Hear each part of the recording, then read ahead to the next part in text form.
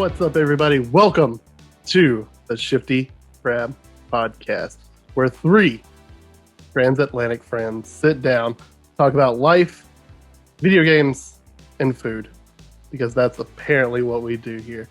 I'm your host, Vince, and today I'm joined by the pun master general himself, Terry Jess. How you doing, Terry? I'm good. I think we've got a lot of good stuff to talk about. Just come off the back of a lot of good news. Oh, yeah. Lot to go through today. Happy to be here. Podcast night, let's go. Oh, yeah. And as always, what are you drinking? What you drinking today, Terry? I've just gone for a tea tonight. I wasn't feeling any alcohol. I've just gone for a good old-fashioned British cup of tea. I'm talking no sugar, a little bit of milk, nice and strong. Colour of He-Man skin. Is that Mario? Yeah.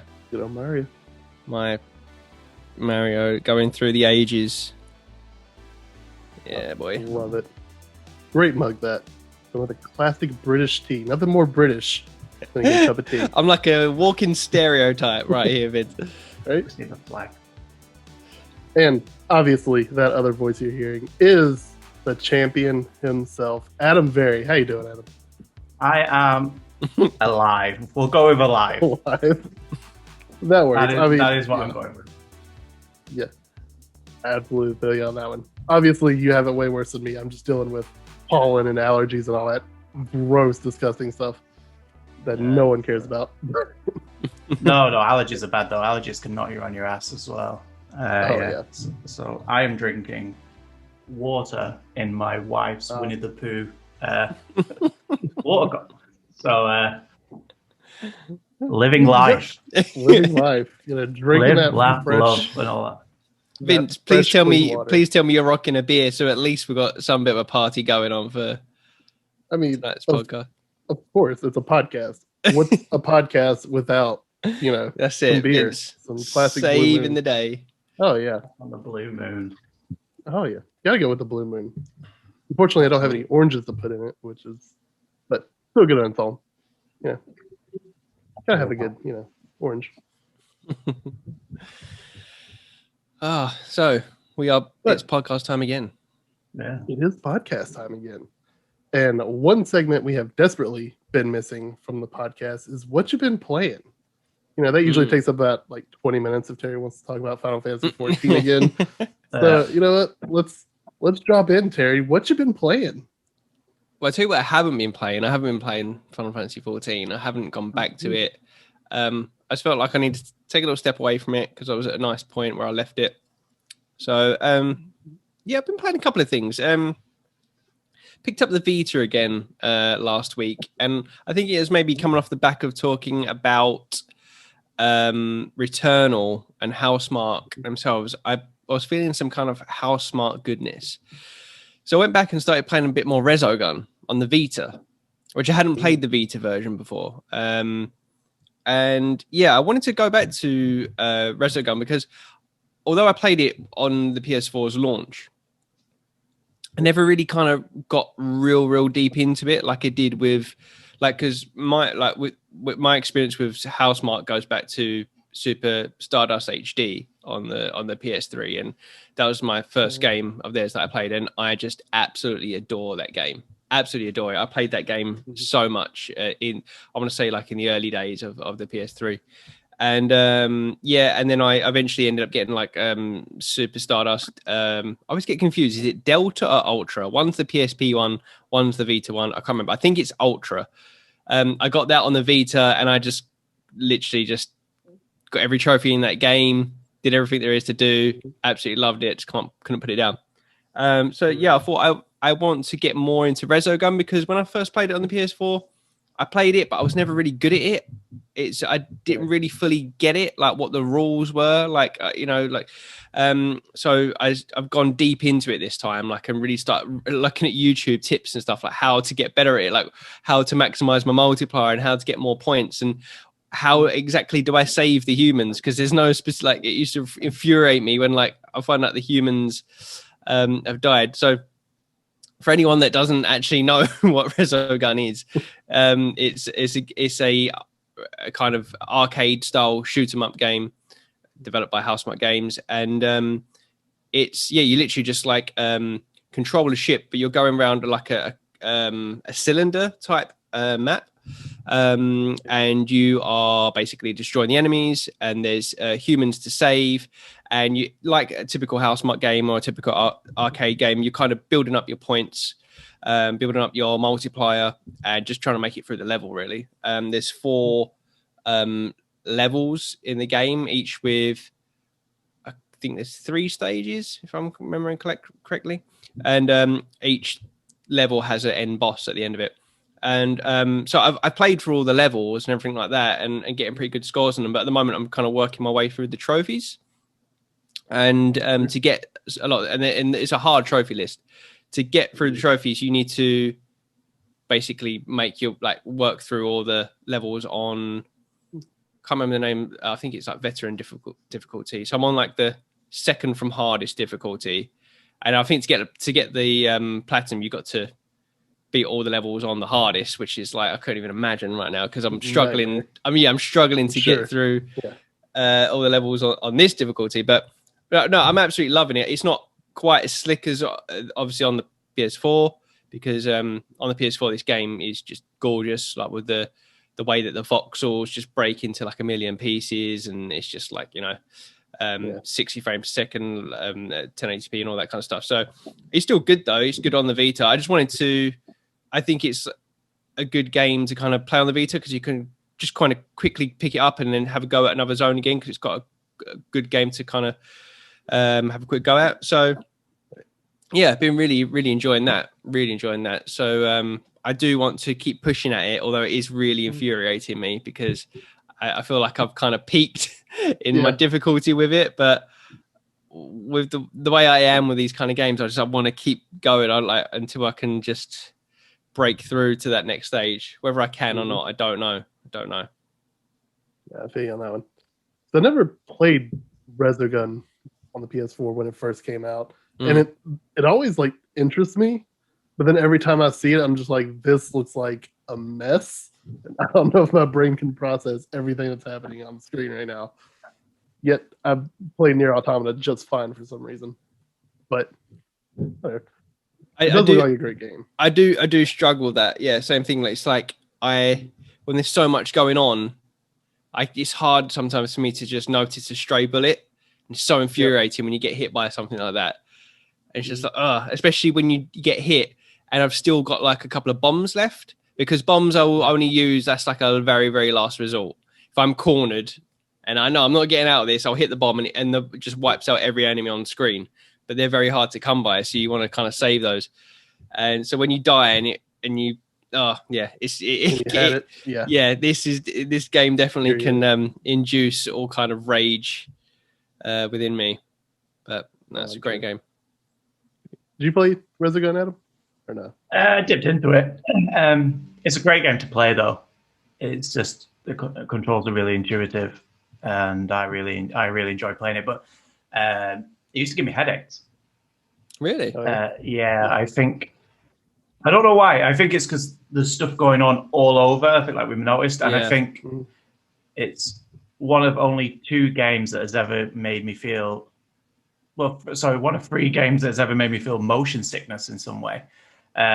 Which I don't know why it would, but it did. Like it was that. Yeah, I guess it's because like when you do like the boost and you kind of go around the level. Yeah, I think that's potentially everything moves very fast, and it is 60 frames, and it does just like kind of shift you around. Spins you around. I think that's one of the reasons. Like the other game was Braid, which was the puzzle game. Gave you motion sickness. Yeah, like do you know when it wasn't motion, it just made me feel sick. Like when you do certain things that will control other things, and it played with my mind a lot. It made me feel quite sick. And the other one was Marquette, which came out on PS5. I spoke about that, the puzzle game that came out, because man, that game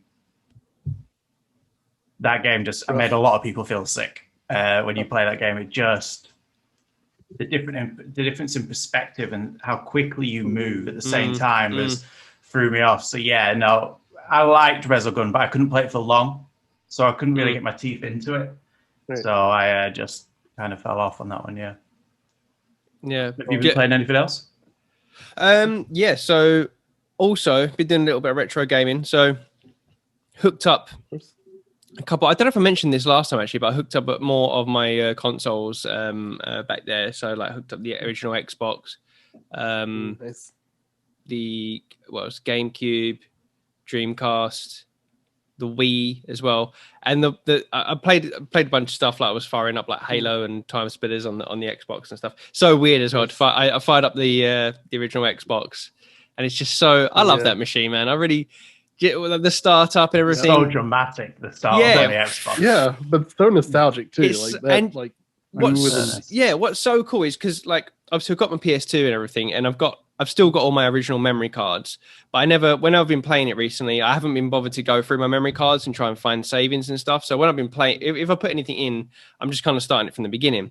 But when I fired up my Xbox, all my saves are on the hard drive. So it's like I've put in Time Splitters Future Perfect because I had that on the Xbox, of course, yeah, and yeah, all my savings are there, and all like profiles and all my friends' profiles. When I played it back then, it was really weird. Actually, I got a huge like nostalgia kick. But yeah, what I wanted to bring up is I connected up the Wii, and I never had a Wii back in the day.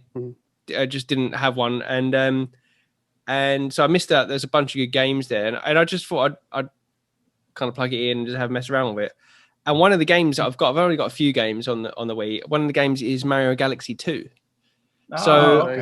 So I thought, hey, let's give this a go. I've always wanted to play the Mario Galaxy games, and so I was like playing that through with Harry. And wow, that's a good game. That is a good game. I totally get the hype behind it, and obviously this is still like it's in SD and everything like that. But that's just a really, really well thought out, developed game. The way that the controls work on it. They're not gimmicky at all. It just feels right. It's a little bit first to get used to with having to, using the nunchuck and the Wiimote. You've got to move around with the analog stick, but at the same time you're kind of pointing at things, and then you're also shaking them. And it's hard to kind of get your head around it at first. But once it clicks, man, does it click? And yeah, I just love the way that you kind of move it from these tiny, like orbiting planets and running around them, and it's just really cool. It's just really cool. And obviously Super Mario 3D Land, I haven't obviously played 3D World, but I love 3D Land. So like this is my thing that I can closely, like for myself, like that it's as close as I can get to it. It just seems like 3D Land, but like just way bigger in scope, obviously, and just so much more different things to do. But yeah, I started playing through it. I was like, I'm actually really tempted to actually go through all of this. I don't know if I will play all of it through. I'm definitely going to play more. But yeah, I mean, obviously I've not played the first one. I just happened to have the second one. And I know you can't get the second one, I don't think, on the Switch yet. But I don't believe so. No. Yeah. Not that I have a Switch, that doesn't even matter. But yeah, I think I might carry on playing through that bit by bit because really, really enjoyed like what little time I've had with it. Yeah, very good. But that's about it, really. Yeah, just playing a bunch of different retro games, just a little bit. Always end up firing up the PS1 again, playing a little bit of Wipeout, and Wipeout 2097. Yeah, just. But that's about it. What about you guys? Adam, what you been playing? Well, I've not really been able to play anything since Thursday after we recorded last time we recorded because obviously I've been sick. But before then, I was playing Days Gone, and I was enjoying my time in that.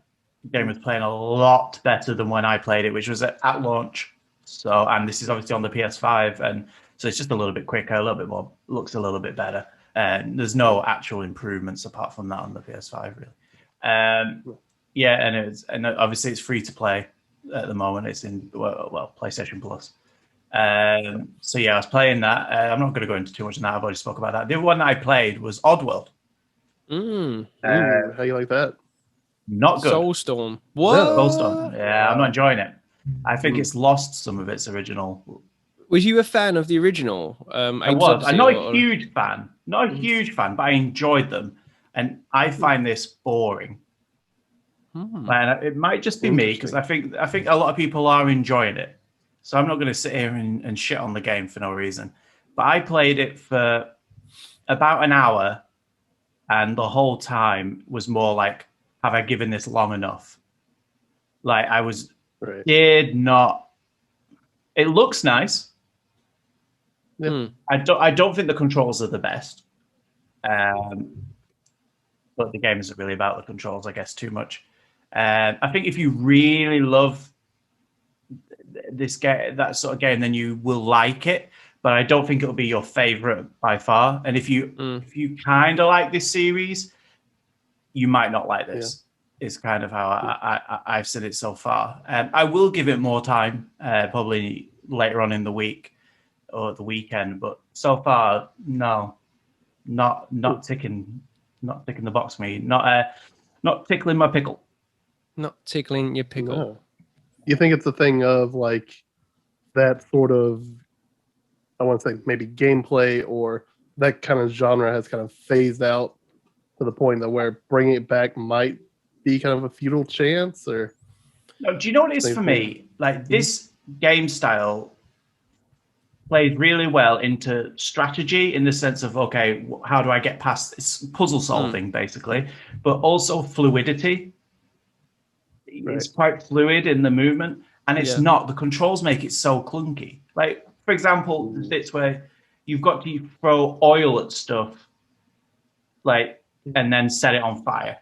And then you've got to throw water at it to put the fire out. So there'll be bits that you can't get past, so you've got to burn it down. Now, that'd be okay if that was like 3 different buttons, or at least one hotkey and then a different button to control it. It's not. You have to change the item in your menu for each bit that you need to use. So you need to get out the oil, hold the oil, throw the oil in a stupid arc that you need to get used to. Then get out the fire, throw the fire, burn the thing. Then get out the water and burn each bit of the fire, put out each bit of the fire to get through. And it just slows the whole process down. And this doesn't happen just once on a level. It happens like 10, 15, 20 times on a level where you have to repeat this process. There's no quicker way of doing it.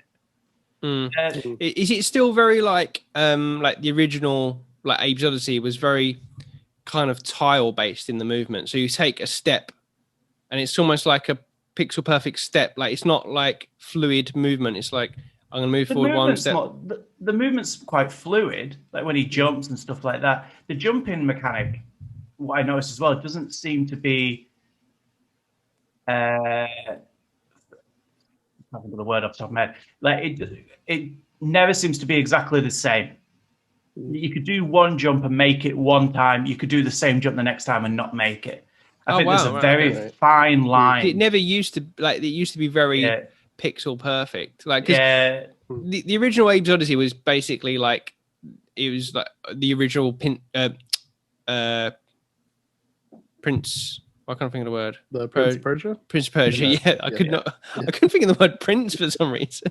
And you had the bounce it up and all. It was the original Prince of Persia, and then which then was do you remember Flashback? Flashback on the well, I played it on the Mega Drive, which was amazing like for the time.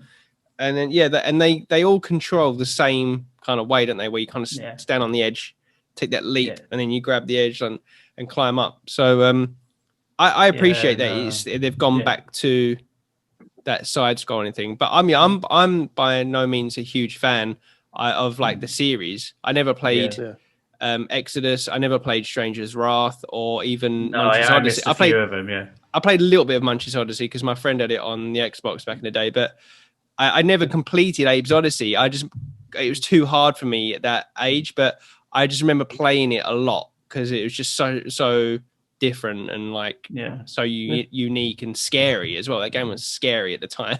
Those what are the ones like the like tripod, but like, and they're like down the bottom in the pens and like, oh man, you fall down there and I used to shit myself.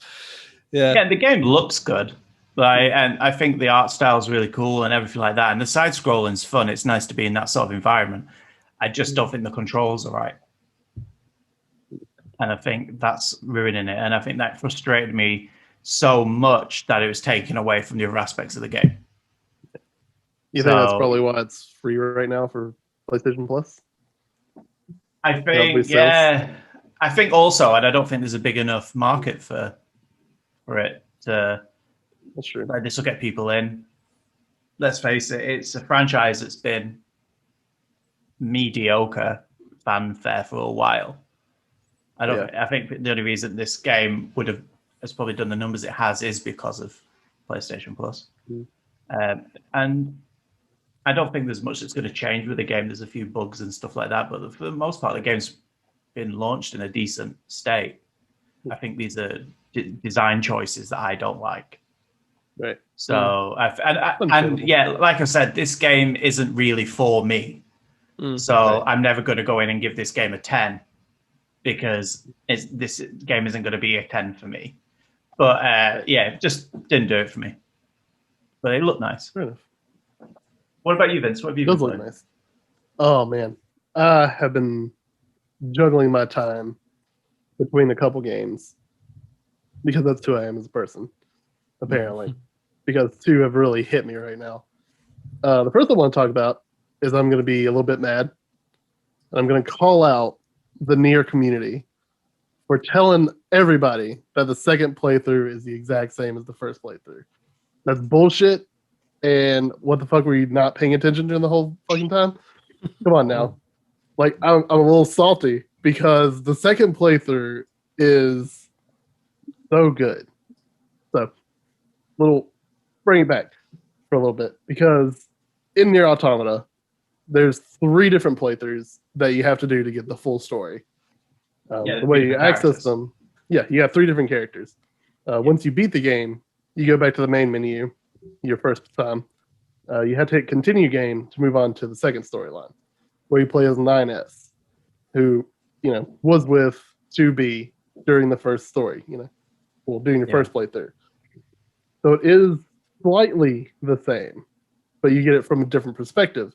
And with that different perspective, they have added new cutscenes to it. So, for example, you'll be walking along and once I entered the city ruins or the desert area of the game, there was a small cutscene that played. Very brief, was basically all puppet based. And absolutely got my attention because this wasn't here during the first playthrough. So it makes me kind of wonder and inspire, is this something that 9S is going through? Is this something he's experiencing? Is this something that happens towards the end of the game that he's recollecting? Because also, as you're walking around through the open world, because it's partly an open world game, you come across these golden enemies that weren't there before. And if you're in the middle of a dialogue, the dialogue breaks, and 9S says, haven't we fought these enemies before? And that really clicked with me the second time it happened, because you fight this tank thing, which doesn't show up until the amusement park level. So I'm just this is interesting that we're getting more of this. You're getting something different. You're getting kind of pulling back the curtain. Because I know slight spoilers about what happens. I'm not going to spoil it here because I absolutely want to see it out. So it's interesting that these things keep popping up. But the major point that I'm really upset about is that boss fight in the amusement park. Because 1, that's a fantastic boss fight and it's incredible. 2, it plays out very differently with 9S. Because 9S, his main mechanic is a hacking ability. So once you hack the enemy and you defeat it, a completely different cutscene plays. I mean, the cutscene plays out by normal, but it's interrupted by another cutscene that's pretty much just text. And it's about the boss. It's the story of how the boss became what it was. And it was incredibly moving and a deep kind of super deep look into the psychology of the boss and how it got to be what it was. I was that was kind of the point where I was oh shit, this is way different. This is adding way more to the story than the first playthrough does. I'm not saying that the first playthrough is bad by any means, because it's also really good. It's really good. And it's just got its flaws in me. I want to see more. I want to see what's different. I want to see how this plays out. I want to see how much more there is that you didn't get to see because you were playing as 2B and not 9S. You want to see like what that perspective difference is. And it just makes me mad that people are like, the second playthrough's okay, you know. You don't, I mean, it's just the same game all over again. Like, no, there's way more context. It's very different. So in the second playthrough, is there anything that is not in it that was in the first playthrough, or is it just more stuff? It's more, and I'm thinking, remembering the first playthrough, right? There's a point where 9S and 2B get separated because something happens to 9S. So I'm interested to see how that plays out. You know, I'm interested to see like what they do there, because in the prologue there's a section where 9S gets pretty much knocked out, and since you're playing as 9S, you have to go through and reboot your system. So obviously that plays out slightly differently, as well as pretty much the entire prologue as 9S. That's totally different as well, because you're playing it from a different perspective while he's off doing other things, while 2B's kind of making her way through the facility. So I'm very interested to see like how much that changes and what changes they make, because this story has got me.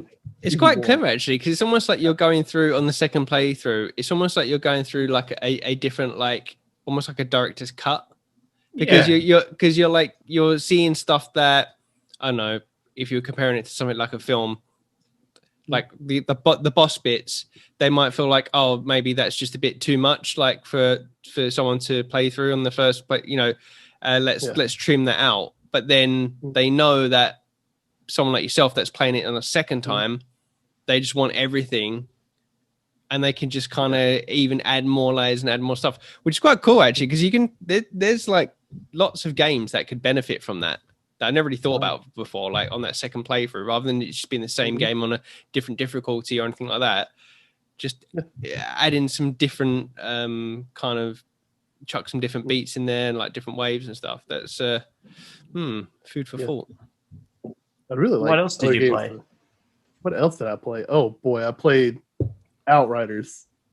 I've been playing Outriders because Outriders is so much fun. Like I can't talk about like how much fun this game is. Like, I know I give People Can Fly some shit because they didn't do Gears Judgment right, and Bulletstorm was okay at best. But boy, when they partnered with Square Enix to do Outriders, they hit their stride with how fun they can make gameplay. And the story itself, okay, you know, you can kind of go around and like, you know, don't really have to pay attention to it. It's kind of interesting, but you know, that's not what keeps bringing me back to it. It's, you know, the gameplay, I don't even want to say loot grind, because they implemented the world tier system, which is genius, I think, because in the game you have like two different XP bars. One's your normal XP where you level up and everything. The second bar is your world tier. So basically that means the higher your world tier is, the higher percentage, you know, the higher percentage chance of that you get better drops, better loot. So like, I mean, obviously it makes enemies more difficult because it's basically just a difficulty slider as well. But similar to like Demon Souls, or kind of. I mean, I haven't really played Demon Souls. So basically, you loot. The chance of better loot goes up as your enemy level goes up, as your level goes up. It's all scaled at the same time. Well, that's good. Pretty much, it is. Plus, with the world tier, the higher it is, the higher level of equipment you can equip too. So I think right now I'm at world tier 6, maybe level 10 world tier like 6. So I can equip level 10 gear, but because it's world tier 6, I can equip like a level 12 gear on my character. So I don't have to exactly match that level because the world tier modifies that as well. But boy, that game is so much fun. Like, I mean, now because of the world tier, I'm equipped with all rare items, and that's just going to keep getting better and better as I level up and as the world tier increases. I think there's like 15, like world tier level 15 is the max, but it might take some time to get there because I don't know exactly how the world tier gauge fills. Because there's times where I've gotten like 2 level ups before I hit the next world tier, or I'll hit a world tier before I even level up. So I'm not 100% sure what that scale is. Maybe it's based on your performance, how many enemies you can kill like per second or whatever. But man, even playing solo, like that's all I've done except for the one time a random crossplay player jumped into my game that I've been playing solo. And even then, like, I assume he was on PC because they were having PC problems with connectability via crossplay, where PC players were just getting dropped for no reason, which really concerned me because I was like right at the end of a mission, went into a cutscene, and it was loading for about 2, maybe 3 minutes until it kicked in, and once I got back out, the player was gone.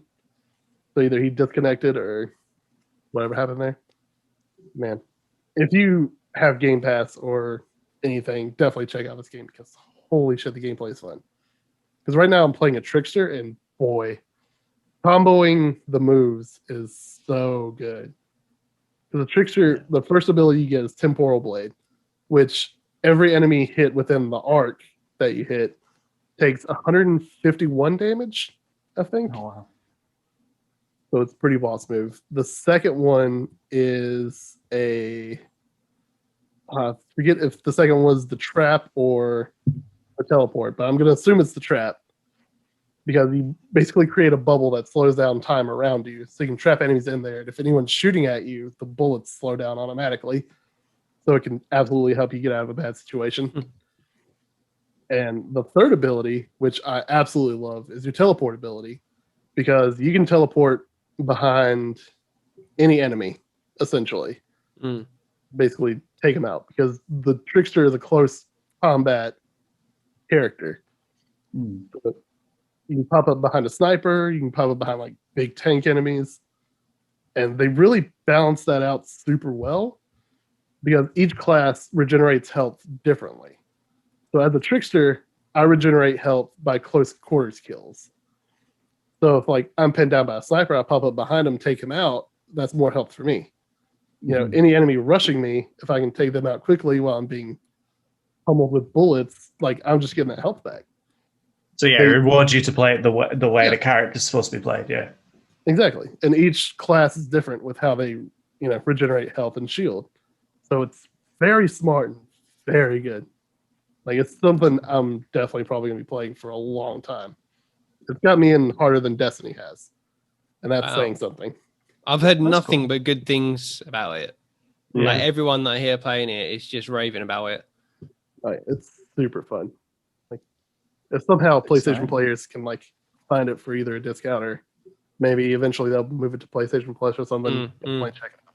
Probably not. They've done their one good deed for the month. So yeah, they did.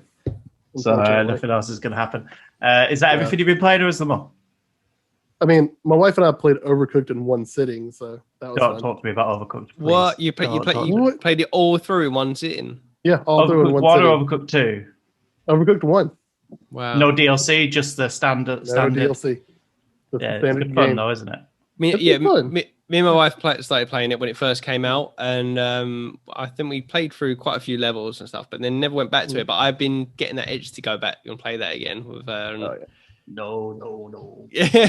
my wife. The only thing that's irritating me about it is I only have one achievement left because I'm playing on Xbox, and it's the 3-star every level. That's what we did. Well, once me and my wife finished, we had 86% of the levels 3-starred. There were only 2 levels we only got 1 star on, and like a handful that we only got 2 stars on. But the achievement, since we're doing gamer score on Xbox, is worth 199 gamer score. Now, if you're not an Xbox player, that might mean nothing to you. But if you're an Xbox player, you absolutely know what that means, because every achievement should end in a 5 or a 0. Oh no. This game does not. And I have already fixed my gamer score because the first achievement you get in Overcooked is worth 1 gamer score. And that's super annoying and had me thrown off for a long time. So I went and downloaded a crappy game just to get an achievement for like 7 gamer score to fix my total. But now I'm at an impasse, like it's 1 achievement left, but it will throw off my gamer score again. So do I want to bother with it, or do I just leave it? Do I just leave it as is at 86% and not unlock the 1 achievement? What are you gonna do? It's maddening. I don't know.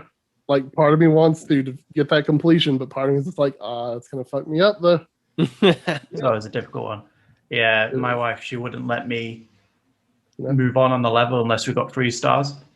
Oh yikes! Some of those are real hard. I'm like that though. I like to try and get the 3 if I can before moving on, because I always think I'll go back, and then when you have to go back at the end, it's like, I can't what to do this now. But then the ice levels though, oh my god, fuck the ice levels. I don't think I even got to any ice levels, so I don't even know. Yeah, the ice levels are bad, but then when you get to Overcooked 2, like then come and talk to me, because that is ridiculous. And then I slogged through it, and it was a slog, because we did it and we got 3 stars and everything. And I thought, you know what, I'm done. There's no more Overcooked. They're not making any more at the moment. I'm done. Nah. Because then Casey understood what DLCs were. Then, like she realized she didn't really know much about gaming. She didn't know that this is extra content. And then one day I was scrolling through the marketplace, we were trying to find a game for us to play. And she saw the Overcooked. She said, "What's that game? What's that one? That's Overcooked." And I was like, "Oh no, that's an add-on to Overcooked 2." She's like, "Let's get that." And then she realized there was like 10 of them. I was just like, "Oh no!" Yeah. And it added this stupid mechanic. We got the camping one, and it adds this stupid mechanic that you have a backpack on some levels, and in the backpack are some of the ingredients, but the other person has to get them out of your backpack. Oh no! So you'll be cooking and they'll have your mushroom or something. You have to chase after them, grab the mushroom out of them and go there. But like, it's another thing to control. And it got to a point and I just said, for the love of our marriage, we need to stop this. I was just like, no. Nope. To this day, whenever I say, do you want to play something? She goes, Overcooked? I'm like, nope. So, no thanks. I kind of want to move us a little bit away from games just before we pass back to you, Vince. I've got a little bit of surprise for you guys. You got a surprise for us. Got a little bit of surprise that I'm leaving Shifty Crab. No. Shifty Crab exclusive. The camera just goes off. Bye. I'm going to bed. That's not a surprise. No, I was thinking about Shifty Crab. You know, we've done some amazing things here. We have made Nintendo do a direct. We have made PlayStation, do the state of play of the year. E3 came back for us. Yeah. A lot of things have happened because of us. Influences. We have one of the top 2,000 and probably gaming podcasts that are based in the UK with a crab in their logo. On podcast services. So we're doing some big things. But what we didn't have was artwork.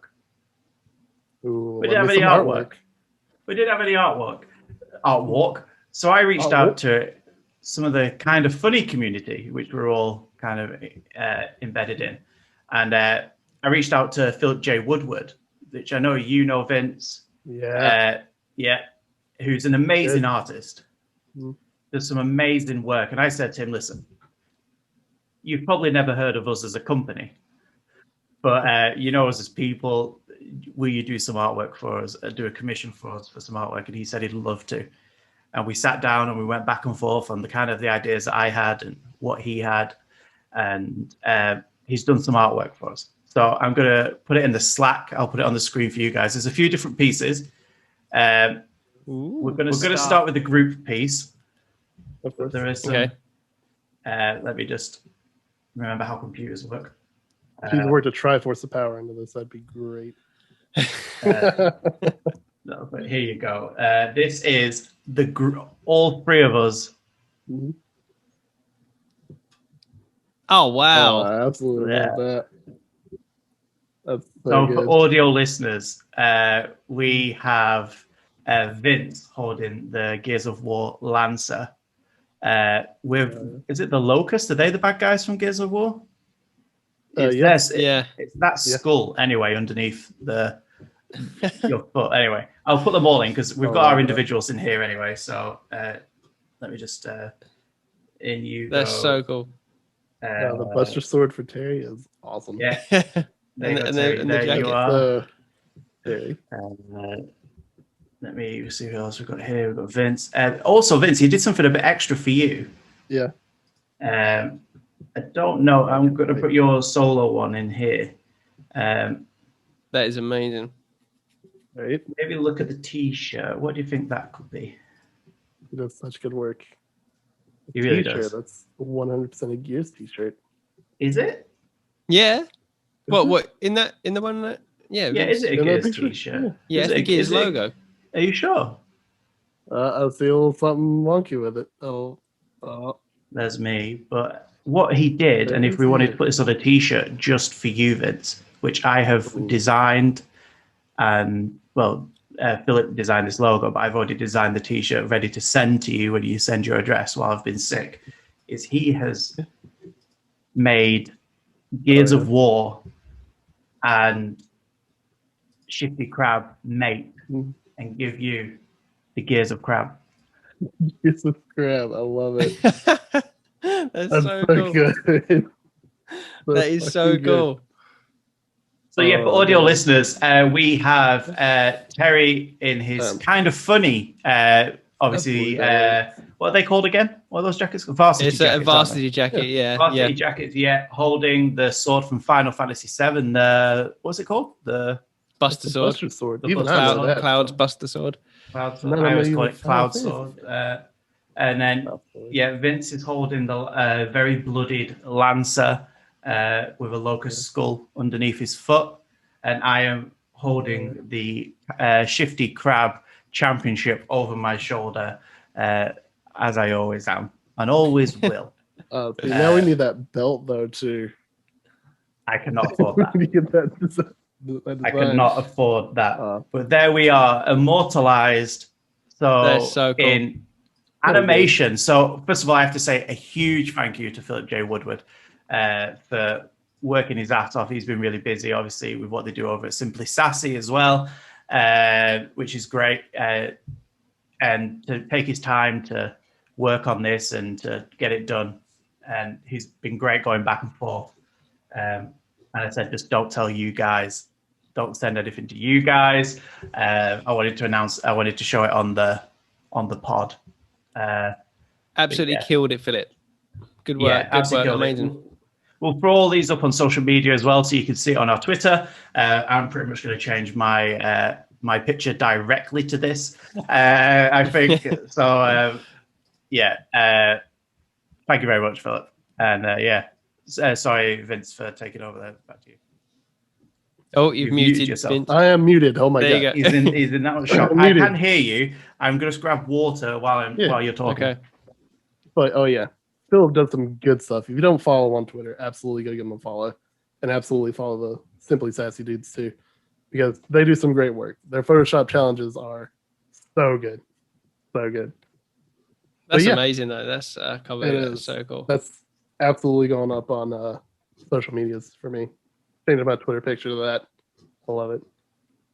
Yeah, I would really like that crab design. That's really cool. That started something right there, I think.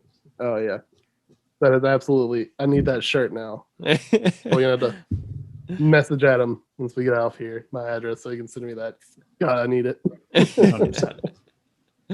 Definitely need it in my life. But we've been talking about games. We talked about some dope artwork made by the one and only Philip J. Woodward. Here at Shifty Crab, we talk about a lot of things: video games, food, movies occasionally. But I want to know, either of you can take the reins on this one. What are the hobbies you got besides video games and DC and Marvel, I guess? Okay, well, I'll go first because it will lead into something that me and Terry wanted to talk about anyway. The good old game of football, i.e. soccer. Oh, you mean the soccer? Uninitiated. And it's weird that you're talking about this because the football world is on its head at the moment. The date today is Tuesday, the 20th of April. It is 17 minutes past 11 p.m. Greenwich Mean Time, the only time that you need to know.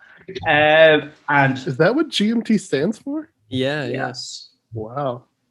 Learn something new every day. Continue. Yeah. And it means the Grand Master of Time. No.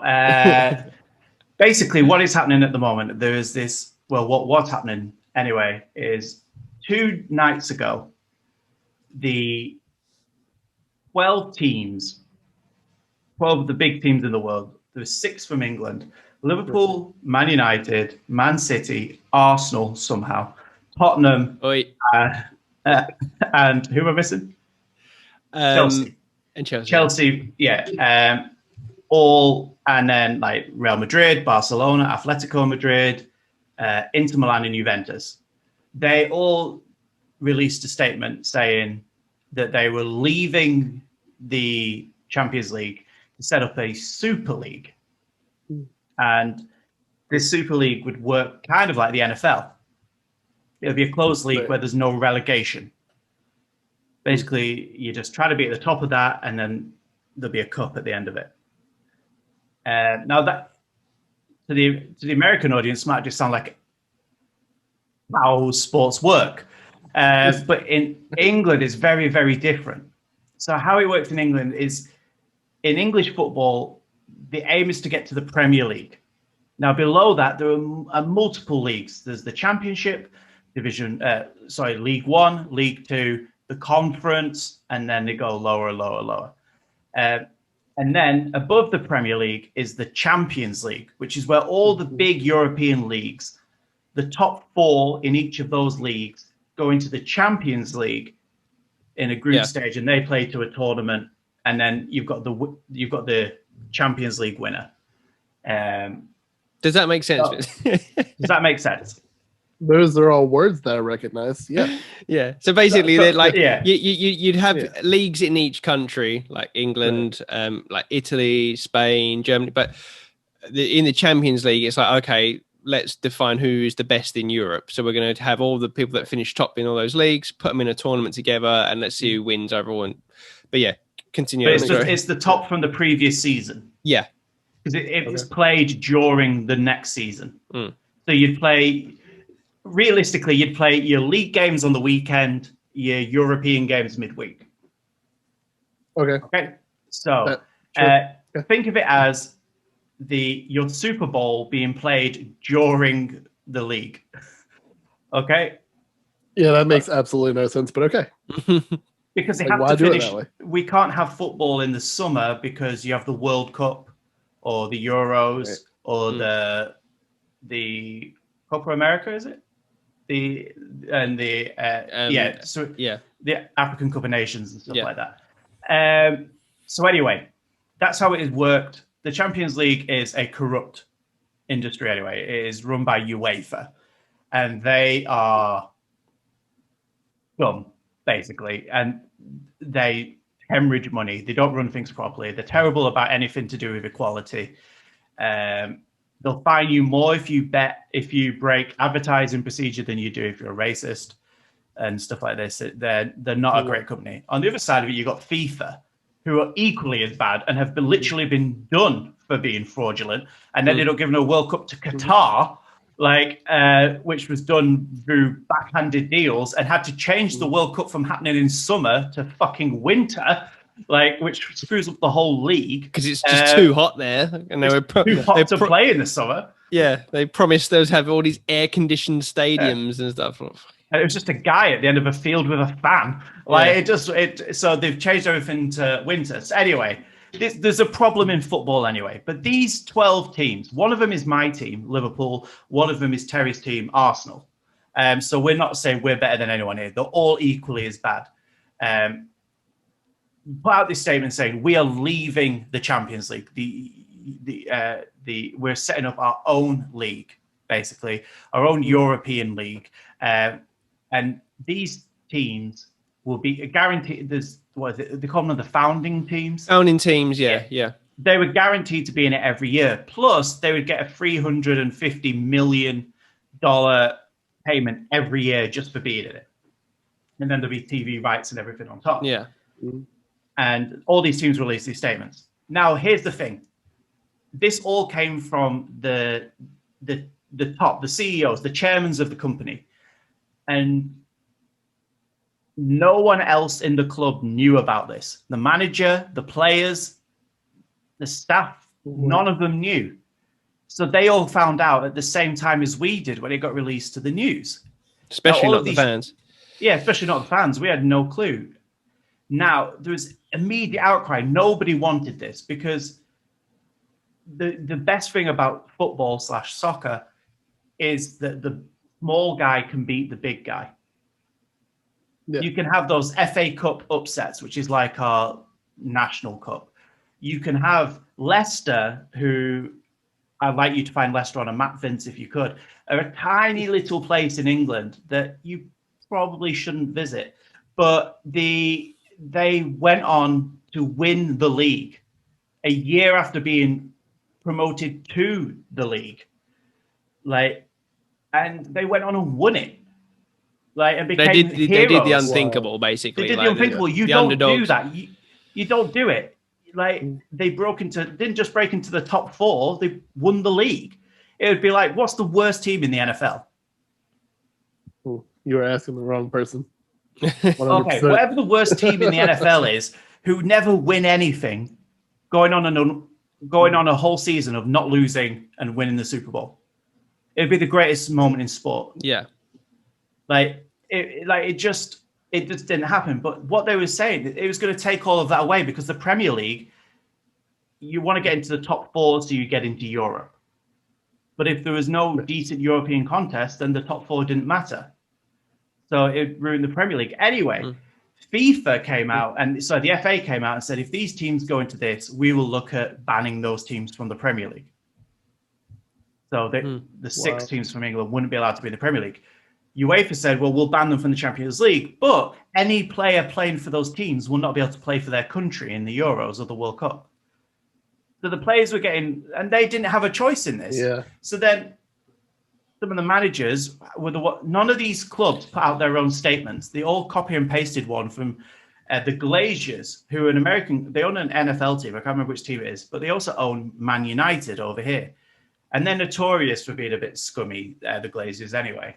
And Liverpool are the biggest rivals of Man United. Right. And they didn't put out their own statement. What they did is they put the Man United statement on the Liverpool website. That is unforgivable, in football. Our statement should come from ourselves. Anyway, this went on. The next day, which was yesterday, it erupts. Shit hit the fan big time. The fans are protesting in the streets. There's the pundits on every channel are saying, no, this is wrong. The government's getting involved saying this can't happen. And this goes on all day. But none of these clubs are saying anything. They're saying nothing. They're like, this is what's going to happen.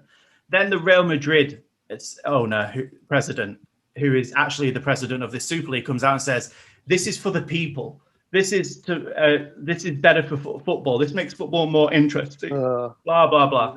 Comes out and says this. Just pisses people off more. Liverpool play yesterday. They get booed on the way to the stadium. And it rolls over to today. And it's even more of a shitstorm. People are going mental about this. And it gets to tonight. And Chelsea is supposed to be playing in the Premier League. And they're one of the 6 teams. And their coach gets stopped on the way to their own stadium by their fans protesting in the streets. And there's uproar. There's uproar. This I know. There's a planned protest at Arsenal Stadium on Friday. Does it need to happen, Terry? I don't know if you've been on because I'm getting to it. Does it need to happen? Well, no, keep going, but for different reasons. Yeah. But to get get Kroenke out,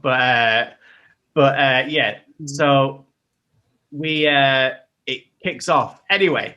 Just before this game kicks off, which is about 8 p.m. tonight, a statement's released saying that Chelsea are looking to back out of the deal.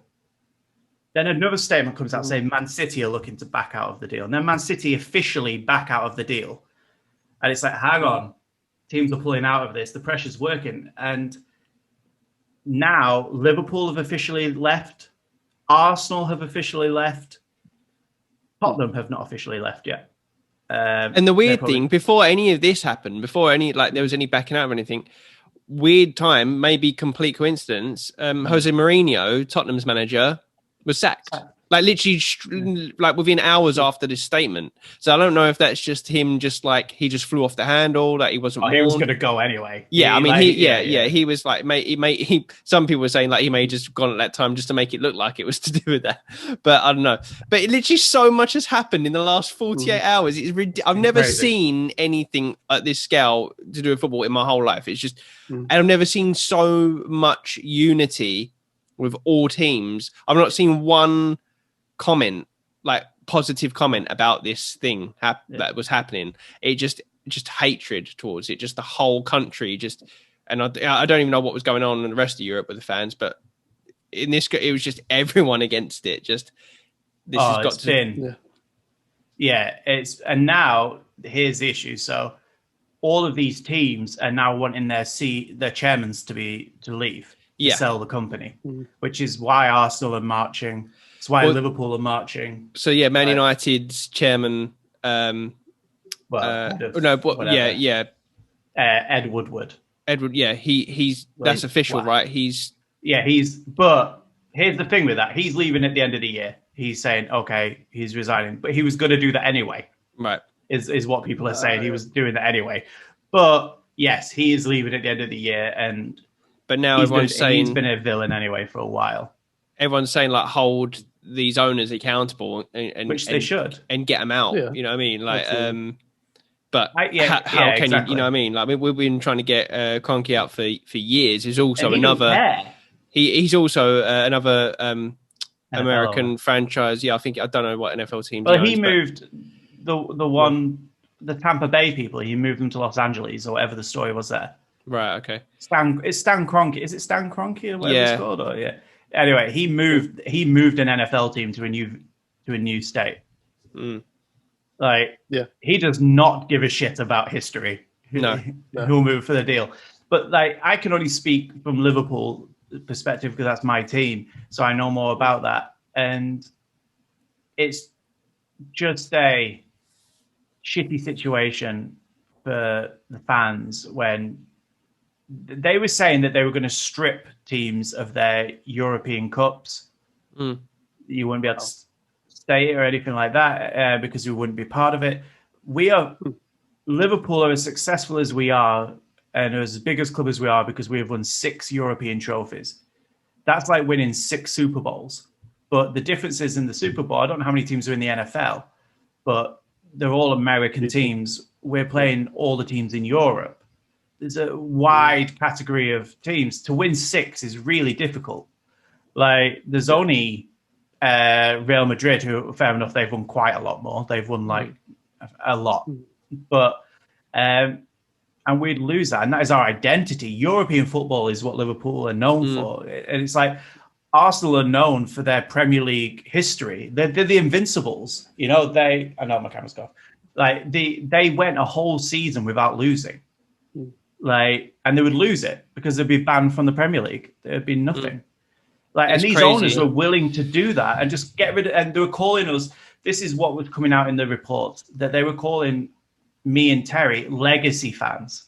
We're fans of the legacy, and they were aiming for the new fans who were going to be part of the new Super League. Like, we're just nothing. Like, my money wasn't worth it because since I was 3 years old supporting Liverpool. Like, you know, like in my office is Liverpool stuff all around. And it's been a really difficult week for sport.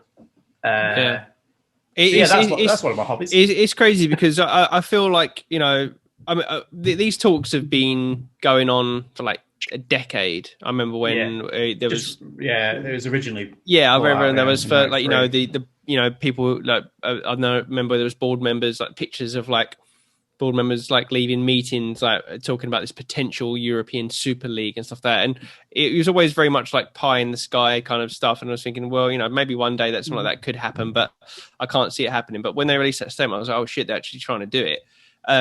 But yeah, the thing that is upsetting is just that I feel like football, as you mentioned, Adam, like and Vince, I don't know how well this is known like outside of the UK, but like every town in the UK, no matter how small it has a team, no matter how small that team is or that stadium is, like it's very grassroots, and there is always that, no matter how dream like it can be, there's always that idea that you could get into the Premier League. Like if you tried hard enough, you could do it. You could progress up to the league and you could do it. That is something that in the FA Cup, you could win the FA Cup. The FA Cup is like the oldest football cup in the country, where literally it is any team in any league can get into it, and you can have these major upsets, like these David v Goliath matches, where I've seen it happen. Like,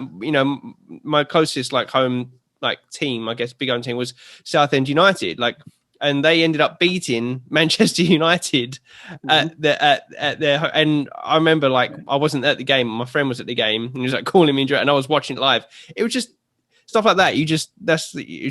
That's what football's all about. Towns remember that, and they remember it. I remember who it was. Like, I don't know, about 5 years ago or something, where there's a team that kept beating all these other teams, and the keeper was quite famous for being a bit overweight and eating pies. Yeah. And he would eat a pie during the game. Yeah, because these guys, like, they got like full-time jobs, and then they play football on the side. And they're playing against like athletes that are getting paid like hundreds of millions. But yeah, it's crazy, and that's what's so cool about football. And I feel like we're just slowly moving away from it, even like more and more every year. And then this was just going to make it it was just going to kill it. It was just going to absolutely, that's it. Then it's the end of it.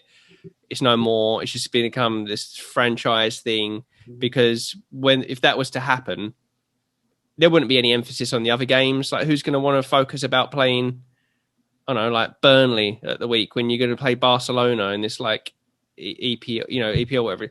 It's just, I'm glad. Yeah, but it's just crazy. Like literally every hour, something's happening, something's changing. A chairman's leaving, or this person's backing out. Like it's just absolutely crazy.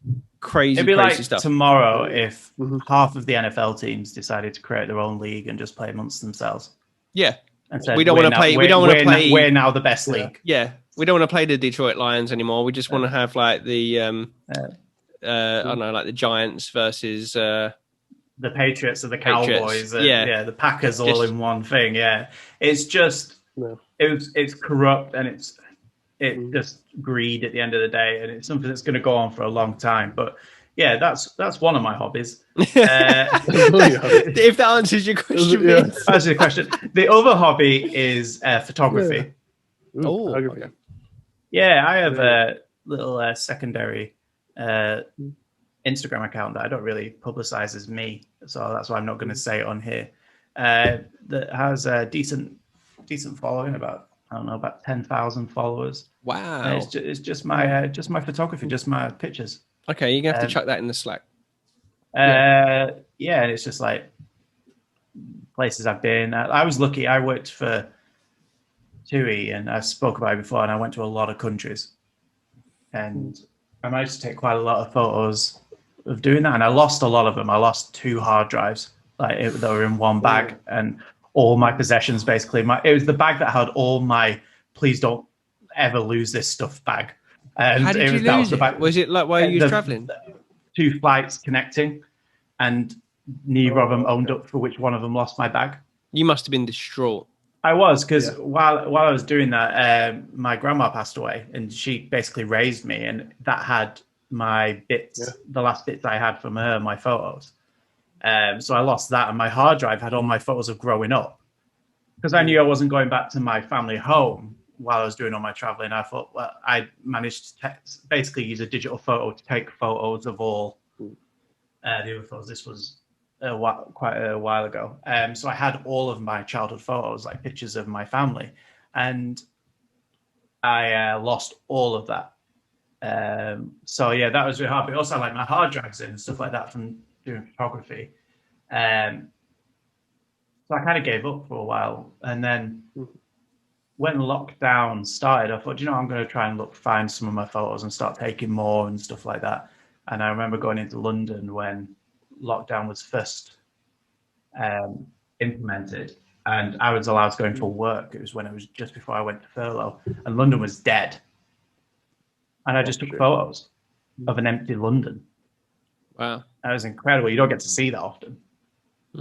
And it was really cool. So yeah, and since doing Shifty Crab, I've not really posted anything on there, but and I've not really been able to go anywhere, to be honest. But yeah, and because I use the camera to record, so I don't want to like unselect everything and change it all over. But yeah, and doing like photo manipulation and stuff like that as well. There's some cool things on there, which is something that I got into. Which is I don't know if you know much about photo manipulation in the sense of, let's say I take a photo of an alleyway, and in the alleyway, I will, and let's say it's a sunny day, I will make it into a night scene within the alleyway and maybe have a train coming through the middle of it. And then have and so I merge like maybe 12 or 15 different photos and use color effects to make it, you can't tell which is the original photo, whether it's the alleyway or whether it's the train scene, and you spend a lot of time doing it. And it has literally no use for anything than like artsy photo work. But it's just basically a lot of merging on Photoshop. But yeah, that was another. But yeah, that's cool.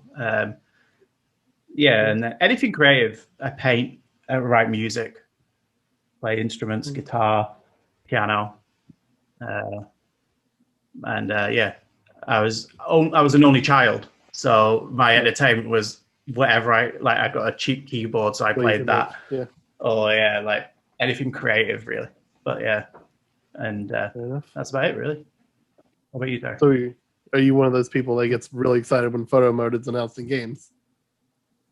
Do you know what I am? And I'm not. It depends on the game. If it's a game that I really enjoy playing, I love this photo mode. I like God of War had a really good photo mode. Last of Us had a really good photo mode as well. Yeah. And Horizon has a great photo mode. And Red Dead. Red Dead had a really good one. And I took some photos in them. I'm not as good at those sort of photos as I am, because I like to take more. It's not. I can't really do my style of photo. I don't really like to put people in my photos. And that's why my wife, I said, why don't I be a wedding photographer or something like that? I was like, because I don't like people and I don't like weddings. So that doesn't seem like the right. I don't like posy pictures. I like people if I'm going to take photos, they're doing natural things. Yeah, I love the natural photos. Yeah, that's all I do. And it was always funny when me and my wife were picking our wedding photos, and she was like, "What about this one?" I was like, "Nope." Because at weddings you have to pose for photos, and I don't like looking at myself anyway in photos. So I'm like, nope. But the only ones I liked were ones where we were just laughing or joking and talking to each other. I was like, that one will do. She's like, we're not even. You can only see half of us, and I'm like, okay. Yeah. So yeah, anything great. Like I got excited today with the Apple announcement, because they're adding some really cool stuff to the camera for the new iPads, which means that there's going to be some pretty cool stuff for the new iPhone when they announce that, the next one. But anything to do with like give me some better camera quality, and I'm all for it. But yeah, Terry? Yeah. Terry? Photography is one that I really would like to get into. It's one of the things that me and my wife invested in a DSLR and a Canon 80D, I think it is, like a few years back, mainly because we wanted to take pictures of the kids and stuff, and we started learning some stuff about it, but didn't really do much more than that. But it's always like niggling at me that I want to learn it and take it out more, especially we've got so many like nice surroundings around here as well, so like take some nice photos. So I'd like to get more into that. As for stuff I'm like really into, obviously we went over football. Like with sports, it's like for me, it's football and Formula One. Like I love Formula One. Yeah, like Formula One's back now, like the season started and 2 races in. Yeah, I love Formula One. I'd say they're probably my 2 like favorite sports. What else? I mean, I'm a big collector, so obviously taking it back. Couldn't tell. Back to you can see behind me going back to game. I just love like gaming history. So even if it's like the games. I love collecting consoles. I just love collecting that hardware and holding the hardware and experiencing it as it was back then, like down to the fine detail. I'll get as nerdy as like when I'm hooking up the PlayStation 1, if I'm playing games that were out before the DualShock, I've got to be playing with a controller with no analog sticks on it. You know what I mean? I like to have that feeling and playing with the D-pad. Oh, yeah. Yeah. And I love like, as well, like I've got so many like retro game mags. I just love magazines in general. Like I subscribe to like Edge magazine. I always have to have a gaming magazine at all times each month. So I'm always reading my game mags or going back to the old ones. Comics as well. I mean, I've kind of dropped off over the last like 5 years, but I was like at one point just like my monthly pull list would be like I'd go into I used to go in weekly to my comic shop and I'd have a stack of them. So I've still got most of my collection. Like over here, I've got like boxes stacked up, and I've got a nice little collection of Silver Age stuff as well, like DC mainly and nice. Marvel. So and they're all in good condition, but they're all bagged and boarded and stuff. But I haven't actually, since I've gone into this new game room, I haven't got anywhere I can display them. So I want to do that and sort that out again. But I'd like to get slowly back into comics again. But with comics, if you drop out of it, it's hard to know where to jump back in because I'm not on top of all of it. There's a lot of them. There's a lot of stuff, yeah. So much. But yeah, do love comics. Trying to think what else really. What else? I'd say they're my main things. Yeah. Yeah. What about you, Vince? Comics, nice. Well, for this, I was going to prep for this, but then traffic hit me hard coming on the way home. But vamp for a little bit while I get a visual aid. Oh, okay. Yeah. I always wonder what his visual aids are going to be. Like, you never know what it's going to be. Before he brings on, let's have a guess. Okay. I'm going to say guitar. Guitar. Oh, okay. Oh, shit. I think it's going to be like some kind of cooking thing. Barbecue, maybe. You're just going to wheel in a grill across the thing. Comes in with a sushi knife or something like a standard. What's it going to be? It's not. It's neither of them. It's very small. Where he's got something in his mouth. It's going to be a magic trick. It's going to part of the stream. Return. Oh, okay. No, we were trying to guess what your item was that you're going to bring back. I've got a couple items. Oh, okay. None of them seem that big, so I don't think me or Terry have won this. Nothing's like super giant, but okay. I'm a bit in between, both of you. I'm slightly a creative, and I'm definitely a collector for sure. But what I like to do... I know what it's going to be. I know what it's going to be. I know it's going to be? Yes, now. You know what you get? Is it... Let's guess. Is it like Warhammer or Lord of the Rings statues or anything like that? Ooh, that's very close, but okay. No. In my free time, sometimes when I have it and sometimes when I have the money for them, I like to build Gundam. Oh shit! That was the one thing I was going to add as well. Like, yeah. Wait. Wow. Yeah, that's one thing I super love to do. I've got to worry that this is going to turn into a Gundam podcast now because I'm sure Terry's going to come back with his. Welcome to the Gundam podcast, everybody.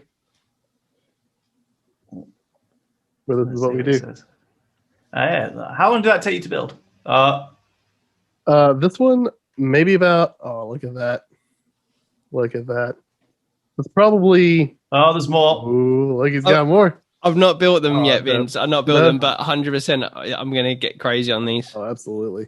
Yeah, so how long did that take to build? Maybe an hour-ish. Okay. So not a huge amount of time, but yeah, still a chunk. I do have one I got for Christmas that I have not built yet. It's a perfect grade Gundam Astray red frame. And boy, If you don't know about Gundams, I do not. they come in different grades. Like the one Terry had was a high grade. Yeah. This one's classified as a master grade, so it's a bit taller, bit more detailed. There's real grades, which are like the same size as the high grades. I think they're 1 and 1/44th scale. Okay. Master grades are 1/100th scale. And then perfect grades are 1/60th scale. So they're about a foot tall. And they're not cheap, right? So they are not cheap. I think that one is like, the one I have is like $200. Oh, wow. And I really need to find the time to set aside and build it because I absolutely want to build it.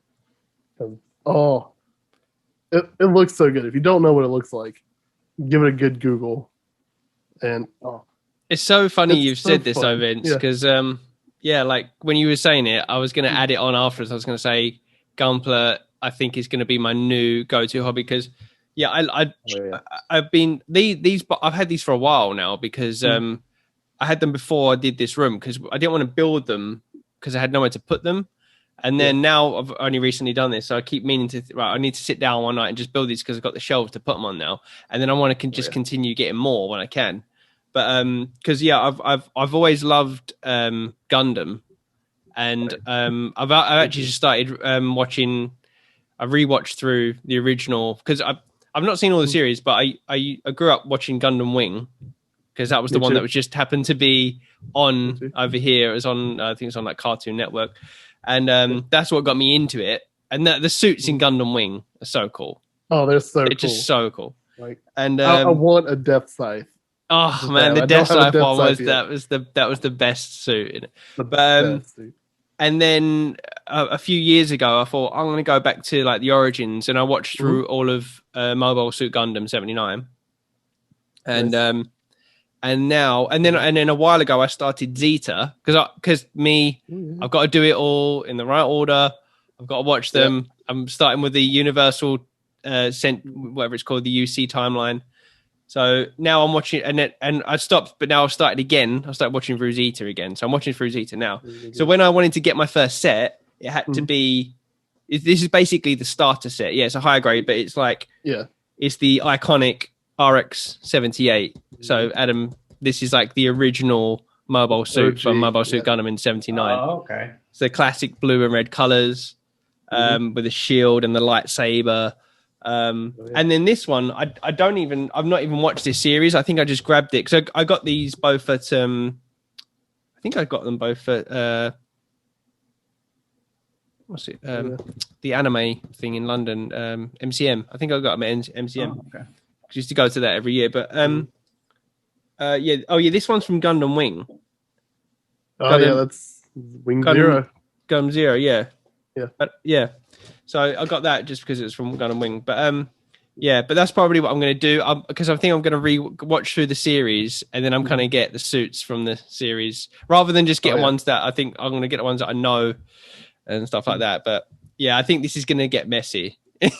Oh yeah, like once you start, good luck stopping because oh man, because I have a personal favorite because I have two of these guys. This is from the Iron-Blooded Orphans series, Barbatos. Like he's absolutely one of my favorites. That's pretty cool. Dope as hell. Is that a high grade? This one is so when they did the IBO. They put out like a different set. There is a master grade version of it and a high grade version, but I don't remember specifically what this one's called. I think it was like Masterworks or something like that.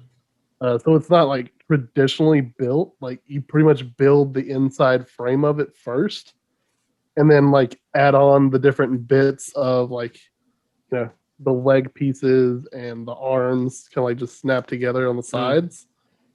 So it's not kind of like a traditional build, but there are like, high grades and master grades for them as well, which I definitely want because those look so much better. I think I'm going to stick with like just doing. I mean, obviously I tried these yet, but I'm going to just stick with getting higher grades for now because I've seen the real grades, and they look very cool, but they're very finicky because you have to build the exoskeleton and all that, don't you? And there's like individual fingers and like a lot of detail, but do have a lot of stickers as well. The stickers make me nervous. I get nervous about putting stickers on stuff because it has to be perfect, and when it's so small, and if I were to put it on wrong, it's going to drive me a bit crazy. Oh yeah, I think I have like 3 real grades, but like at first I didn't like super like the high grades because they were like quick builds, but once I got into painting some of them, they go from looking, good to great. So I just like started like dabbling into painting a little bit, and boy, again, it's one of those things where I just went all in and just bought like a bunch of different paints, brushes, all sorts of stuff like that. It's I'm in on it. Are you big on the animes and that as well, or? I've went through and watched like you have watched Wing was my first one. Then I went back through recently and like started a couple of them because I'd started like Iron Blooded Orphans was I think probably the most recent series they did. Watched at least the first season of that all the way through. Loved the design of Barbatos, and then I went back through. I tried to watch Wing again, but it's just kind of so 90s that it's a little rough. Oh, I love it though. I love 80s and 90s anime. I just like even Zeta. Like I'm going back up like Mobile Suit Gundam. Like the animation is pretty rough. It's a 70s. It's a 70s. And a lot of it's very cheesy. But I tell you what, it's still like pretty so ahead of its time. Like I can't believe that shit was for kids. What kid was watching that?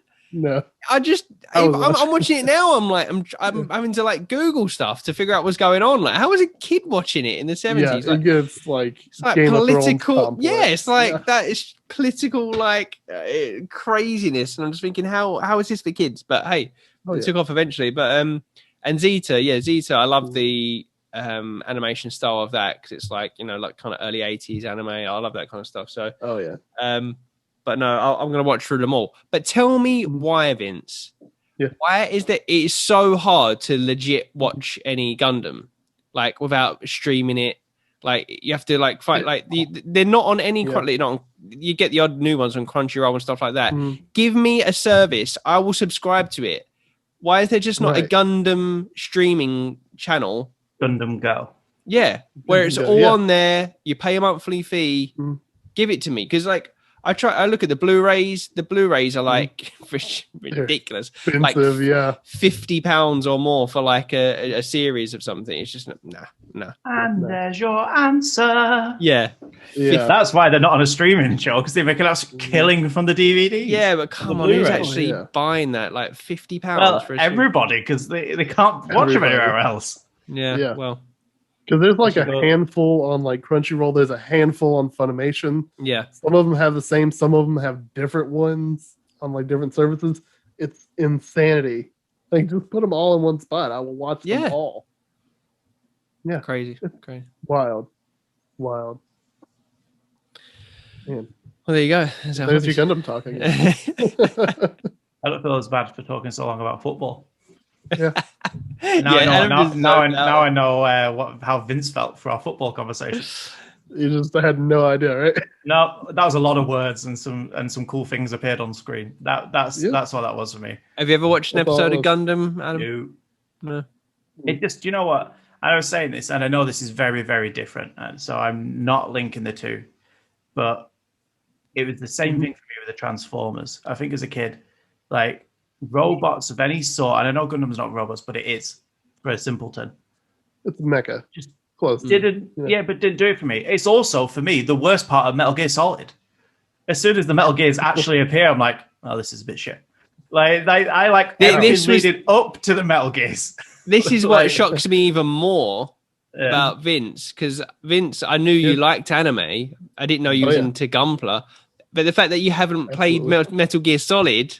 No. Which is basically just like Gunpla with like it's just like Gundam and obviously espionage. Oh man, come on, you need to get on it. I need to. That's also one of those harder things to find. Like, if I want to start Metal Gear, I obviously want to go back to the beginning. Yeah, because I feel like it's so convoluted now. If I like went and downloaded 5, Yeah. It wouldn't make any sense to me. There's a whole scene in the original Metal Gear Solid where you first meet Otacon, and he just goes off on like a 10-minute tangent talking about mecha anime and stuff like that, just and explaining the history of it in a typical Metal Gear Solid way. It's just a 25-minute cutscene. Yeah, brilliant. And just to go back to what you said there, Vince, that it wouldn't matter if you went in on 5, even if you played all the games, you never really know what's going on in Metal Gear Solid. Even Metal Gear Solid doesn't know what's going on in Metal Gear Solid. Definitely not. That's Kojima though. Yeah, it's Kojima, but that's the beauty of it. Yeah, it's the beauty of it. It's a beautiful mess. Yeah, it contradicts itself numerous times. But so if you had to describe like the plot, it would definitely be that Charlie Day meme with him with the pins and the strings. Definitely 100%. I don't think if you asked me and Terry now to explain you the hit plot of Metal Gear Solid, I don't know if I could. Sound insane. Yeah, I really am interested. Really interested to see how they adapt this as a film. Like, because surely you can't go all in like with the humor and the weird, like, you know, like even like I said there, like Otacon talking about anime and stuff like that. Surely they just have to, I don't know, make it more straight laced. I would love to do, and it's something that I'm sure I've seen them do it somewhere else with something similar. So it's not a new idea anyway. To do especially for me and Terry, to do it for you, Vince, to do a drunken narratives of Metal Gear, where we that would actually be really fun. Drunkenly try to explain the plot of all of Metal Gear Solid from the beginning to where we're at now. While we're drunk. On the PS3, I think it was around like when Metal Gear Solid 4 was released. They had the thing. I think it was called the. I think it was the database, Metal Gear Solid database. Do you remember this? You could download it, and it was just like. It was really cool at the time. Like I'd spend hours on that. It was like a whole timeline of everything. It was a database timeline of everything from everything up to that point, and you could kind of go through it all. And it was there was so much information on there, and that was just up until like before. Too much information. Yeah, and it was like trying to work it out, and I'd be like slowly going through it all, and it was cool because it put everything. It told you what game it was in and where that was in the timeline, because obviously the games are not in any order at all. Crazy stuff. Well, maybe if we do a charity stream at some point, we'll do a drunken narrative of Metal Gear Solid for. But then the deal on that is whatever we drunkenly narratively get you to, you have to play the newest game and see if you understand what's going on from what we're saying. Like, because obviously we'll have spoiled everything for you anyway. But my idea would to be like. You guys absolutely drunk, me stone cold sober, taking notes on plot points. Oh, that's absolutely fine. Yeah, but then just realize whatever game series that I haven't played, me and Terry haven't played that you have to get drunk on your own and try and explain that one. That'd be so good. I can. You want to know especially because I'm sure that me and Terry have very different memories of Metal Gear, so there'll be bits that will really stick out to Terry that. Like, whereas me, I'll probably spend about 45 minutes talking about the brilliance of climbing up a ladder in Metal Gear Solid 2. Yeah. The infamous ladder scene. I would love to do that. It'd be hard enough to do sober. I'm trying to think now, trying to think of the chronological order of things, and the issue is with every new game, they fuck up the order. Like, they change something, basically. So things have to slot in. So it's not about going game 1, game 2, game 3, because they don't happen in order, and you're not always the same character. What? So, you're not always Solid Snake? No. Wow. To say the least. I know you're someone different in 2, and people were pissed about that. Oh, that's good. That's not what we mean. But that's Raiden. That's a different thing. Metal Gear Solid 3. I mean, it's not really spoilers, is it? Like, Metal Gear Solid 3, your big boss. Yeah, your big boss. You don't realize that at first. Yeah, and he looks exactly the same. Metal Gear Solid 5, your big boss. It's crazy. It's well, well. Yeah, I was going to say, like, yeah, Well. supposed to be, yeah, like even then, like, and then he goes, "There's, I've watched so many videos like breaking down Metal Gear Solid 5, and just, yeah, it's just on a whole different level." Has one of the most infuriating beginnings of a game as well, Metal Gear Solid 5. That fucking crawling, like that. So you don't like crawling? Oh my god, he can't stand, so he's crawling basically through a hospital, but it's like real time. It is so slow, like unnecessarily slow. Like it just annoys me, but it's great because it's Metal Gear. So things that would normally annoy you in a game become endearing because it's Metal Gear. Yeah. Would that click for like a new gamer for that? Like if you aren't like expecting it, if you don't expect like Kojima's, I guess, quirkiness would be a word for it. Would it click for someone that hasn't experienced that before? Is that like a downside to Metal Gear in general, or the Metal Gear Solid 5? Well, the Metal Gear Solid 5 thing, like it becomes endearing because of it's what it is. No, it would piss people off. The beginning bit will, I guess, but the game itself, I think, is the perfect entry point for Metal Gear Solid because it's not story heavy. No, you can just take it or leave it. It's very much just about the gameplay, and it's very un-Metal Gear Solid. It is very un-Metal Gear. Really long It's like it's very un-Metal Gear Solid in the story and the way that the story plays out and the characters. It's just completely different from the others. Yeah, it's the most Metal Gear Solid in terms of the actual gameplay and the stealth. Like it's that perfected. Like it's like literally just stealth games perfected. It's just perfect sandbox for as a stealth game. Yeah, you think that's more of like a Konami thing, or was that like Kojima's vision for it to be Metal Gear, but kind of not? I don't know. I think this is where Kojima was starting to explore a little bit more, and I think even up until that point, I really enjoyed, for example, Metal Gear Solid 4. I thought it was a really which is game. The polar opposite to 5. Yeah, it's a polar opposite game, and I've enjoyed every Metal Gear Solid game, and they're all very, very different games. That's the one thing you can say about Metal Gear Solid is every game is very, very different. Yeah. They definitely don't cut corners and just put the same thing in a different game. Now, the fundamentals are always the same, like in the way that it controls. But yeah, you're right. The way they play out and the environments and the style as well. Yeah. There's always a different theme into it, and but I really enjoyed Metal Gear Solid 4, and I was a bit unsure about Metal Gear Solid 5 when I started to see how it was, and then I played it, and I loved Metal Gear Solid 5.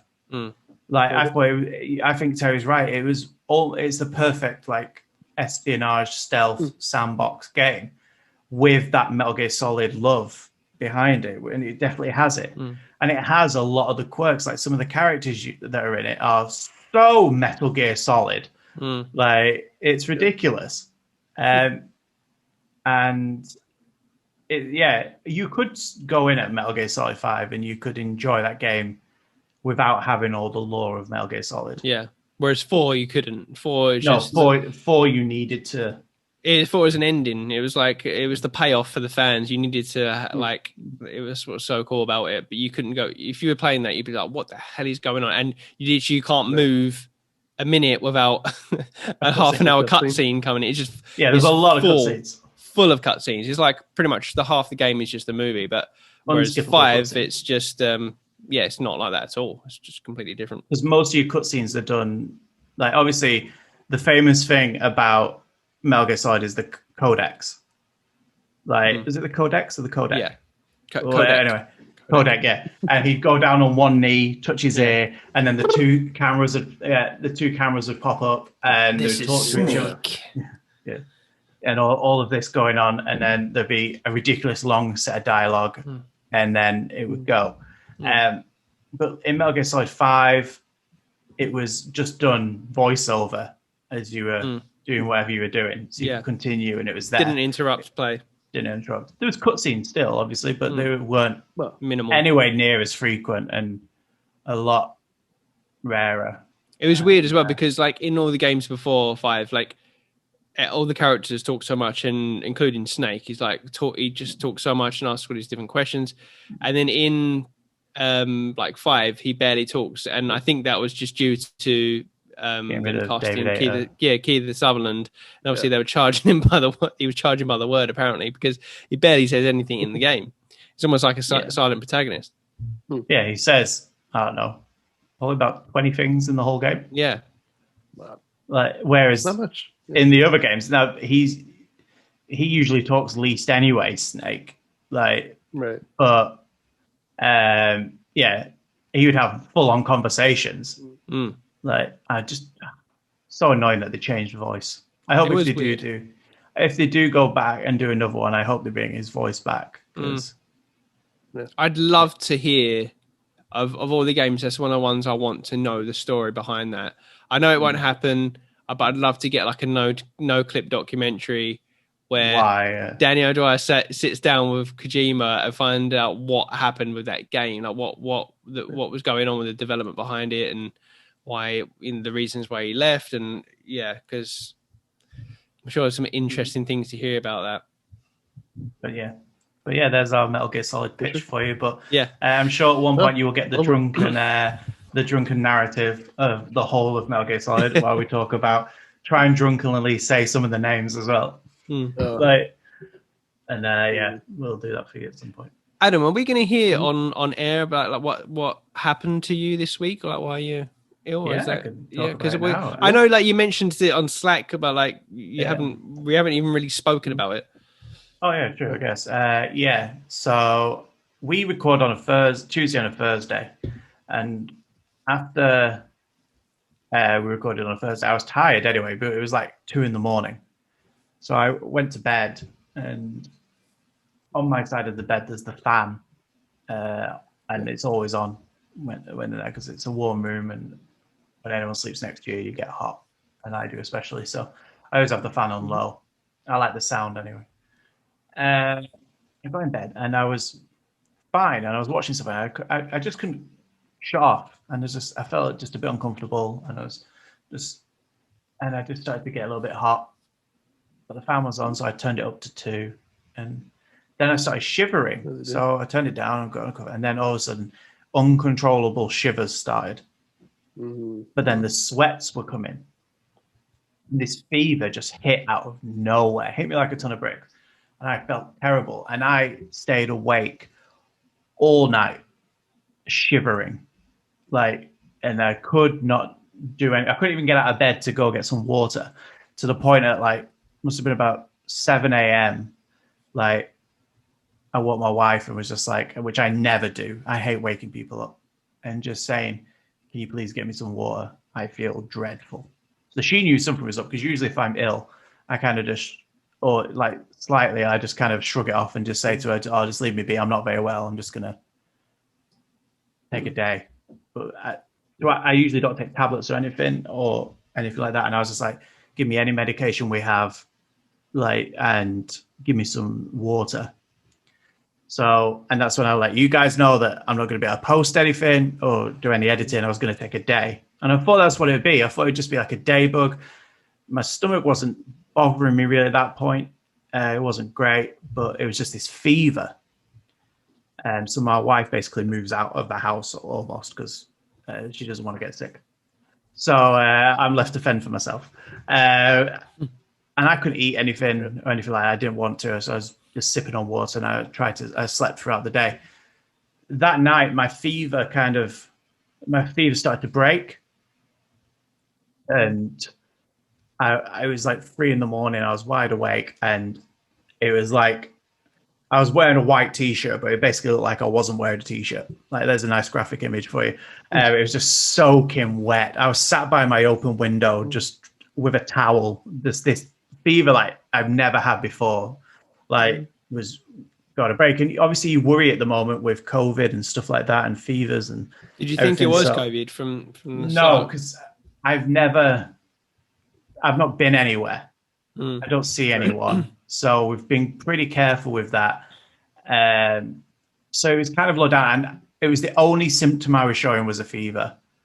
And I still had my sense of smell, sense of taste, no cold symptoms, no cough, no sore throat. So I was like, I'm showing one symptom here, but we'll see where that goes. Anyway, I woke up, I finally got to sleep. And I woke up and my fever had gone. I had this pounding headache. But I thought, well, I've lost a lot of water anyway. But my stomach was hurting so much, and I was going to the bathroom a lot for various things.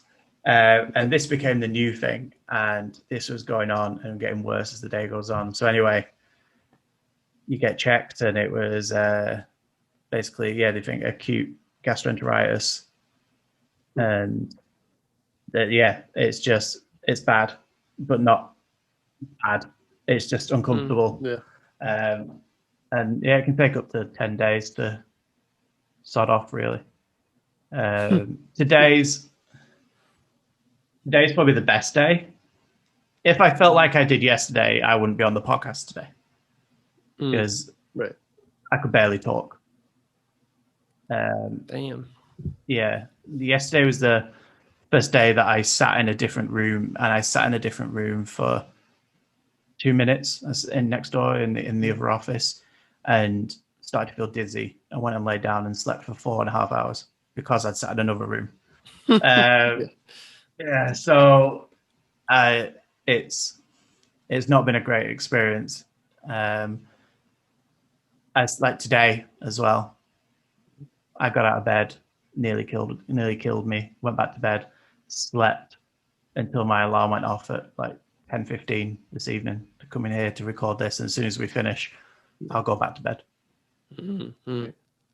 So it's not been great. Like, listen, it could be a lot worse, but it just hit me like a ton of bricks. Yeah. I've not been great. Like I've not been ill like this in a long time. I've had 24-hour bugs, like where you don't feel great and stuff like that. Right. And I'm anemic, so sometimes my iron's not at the best level, and I feel that. But no, this was horrid. Not fun. No. Yeah, I had COVID last year. I think it was about August. Okay, well, Trumps. Here we go. Then you win. I'll shut up about my gastroenteritis. Then. To be honest, though, I don't think it was like, from the sounds of it, I don't think it was as bad. Like, it wasn't as bad as that. I had a fever, but I just had. It wasn't like a bad one. I just had a fever. That's how it started. I started with a fever and just came on like that. And the same thing. I got the shivers. I was sweating. Like my head felt like it was going to explode with like pressure. But I only had that for like a few hours on the one night, and I didn't have any fevers after that. With me, it literally just like hit my lungs. Like it just, it's such a weird thing. It was just like, just like it felt like my lungs were bruised. I couldn't take like a full deep breath. I felt like I was just using like a small capacity of my lungs. But then I was looking at all these like NHS videos and stuff like that, and it was saying like you had to do these breathing exercises to use your lungs to the full capacity and take these kind of deep breaths, like, and then like exhale, and keep doing this over and over again. And when I did it, when I would do this exercise, and you have to do this several times a day, I literally just wanted to go to sleep after. It was like, as I was doing these deep breaths, I felt like I was breathing like sleeping gas. Like my eyes would just start dropping, and I just had to lay down. And for about 3 days, I was just sleeping. Like I was just in bed, just couldn't get out of bed. I had to lay on my front because like you have to fully open your lungs and stuff like that. And it was horrible. But that wasn't it. Like I had like for about a week I had it, but it took me a good 4 or 5 months to fully recover. Like to really, like I couldn't. Yeah. I had no energy. Like up until that point, me and my wife were doing doing the whole Joe Wicks exercises and stuff in the morning during lockdown, like doing that all through the year. Like for a good few months, I could not even think about like doing exercise because I just knew how much it would just completely take out me. Yeah, completely knocked me on my ass, which made me realize it just like when I had it, I was like, fuck, like if you were old, I can see, and if you had any problems, you can see how easily it can just take people because, it's worrying stuff. Oh, yeah. Have you been able to have your vaccine yet then, Terry? No, I haven't had mine yet. No. Same, yeah. No. Yeah. Vince, have you? But now everyone in America can get theirs now, can't they? Joe Biden announced it yesterday. Was it yesterday he announced that it's open to everybody now? I think it was yesterday. My wife's already got it. You're looking to get? Oh yeah, I definitely want to try and get that as soon as possible because I know a lot of people who definitely could, be impacted by this in a big way. Yeah. So I definitely want to get it as soon as possible. My wife has had both her shots. I forget which one she did, but because she works in healthcare, so. Oh, okay. That she got in there first. Top priorities, yeah. Yeah. So she's got that. I definitely want to try and find somewhere to get mine scheduled to get the vaccine because if you can get it, get it because there's no reason not to. But of course, there's people who are idiots about it. But not to go off on another complete tangent about that again. But if you can get it. Basically, is what I'm saying. Definitely. Don't fuck around with it, or else we'll be back in quarantine again or some shit because people want to be stupid. Again, I'm still getting mad about it. Yeah. Oh, I get mad about it, but there's just one thing that confuses me about it. One thing that confuses me about it is that I understand that you might not. Well, I don't understand, but okay, I get that some people don't think COVID is a real thing. Like, I don't understand how they think that, but I get it. But you know what? Get the shot and then carry on bitching about it. And then if it comes out that COVID wasn't a real thing and you had the shot, sue somebody. That's what you like to do over there. Sue somebody. But what if the vaccine does actually have these nano machines, microscopic nano machines in there that you're are on your way to being a robot by the government to spy on you and communicate with 5G towers so that they can I don't know where I'm going with this. Vince, do you think that our government run by Boris Johnson has the capability to well, actually he was a big part of Brexit. Okay. Listen, I don't know what point you're trying to prove there, but yeah, sure. I'm just talking about. I don't think they have the brains to be able to mastermind an injection that puts nanobio. It comes down to a lot of people, and I know Vince, you get this more as well. In America, just people just don't like being told what to do, and they don't like the idea of I've got to go and get my shot. It's the whole thing of the same people you're not telling me I can't use my gun or anything like that. It's just this whole freedom, liberty thing. It's just fuck's sake, just get your goddamn shot. Everyone's just going to keep do it. But there's going to be a lot of people out there that won't. You can't force them, can you? It's not it's going to be how can you check up on everyone and how can you can't make it? I don't agree with the passport, the vaccine passports. I think that can open up a slippery slope into stuff. But I don't think for sure. Yeah, I don't think you should give the government any more powers like that, but I do believe that there should be checks that can be done to see if you've had a database that has it potentially, and for flights and stuff like that, you have you have to be cleared to go on those flights. So if you want to go on holiday, get your fucking vaccine. You ain't traveling to another country without it. And I think obviously in England we're still rolling stuff out where I think is it under 50s? Is it under 50s now are the ones? Is it their group that's having it? So it's closing down. We're nearly into the 30 to 40s, which means obviously me and Terry can get ours. But then they always came out today and said that by August there should be a tablet that you can have at home. Really? That's what he came out in the conference today and said, they're just about to roll out a tablet that will give you the vaccine in a tablet form. And you'll be able to have this at home from August. So you'll be able to have this, and do your doses at home yourself, so you don't have to go for a vaccine. like for your booster and stuff like that as well. So at the end of the day, people can be against it all they want, but if they want to have a normal life, Exactly. you're fucked. Just have the vaccine. Otherwise, what are you going to do? Protest and cut your nose off to spite your face? Because all you're doing is harming. At that point, all you're doing is harming yourself.